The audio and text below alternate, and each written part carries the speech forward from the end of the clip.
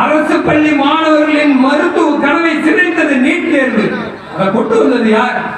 அன்றைய காங்கிரஸ் கூட்டணியில் இருந்த திமுக. அதனுடைய அமைச்சர் யாரு? காந்தி. யாரு? திமுக சேர்ந்தவர்களான கொண்டு வந்து நம்ம தமிழ்நாடு அரசு பள்ளி மாணவர்களின் மருத்துவ கனவையை சிதைத்தார்கள். கனவு காணுங்கள் என்று குடியரசுத் தலைவர் ஐயா ஏபிஜே அப்துல் கலாம் அவர்கள் சொன்னார்.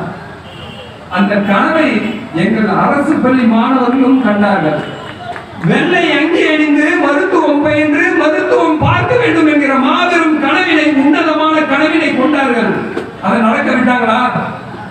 நடக்கவே விடல. நீட் தேர்வுக்கு முன்பு எவ்வளவு அரசு பள்ளி மாணவர்கள் மருத்துவரானாங்க?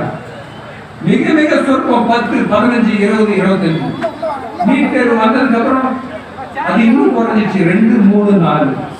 புரட்சி தமிழர் அண்ணன் எடப்பாடியார் அவர்கள் 7.5% கொடுத்து இன்று 2818 மாணவர்கள், அரசு பள்ளி மாணவர்கள், உங்கள் வீட்டு பிள்ளைகள் இன்னைக்கு மருத்துவம் பயில்கிறார்கள் என்றால் அதற்கு யார் காரணம்? புரட்சி தமிழர் அண்ணன் எடப்பாடியார் அவர்களையா?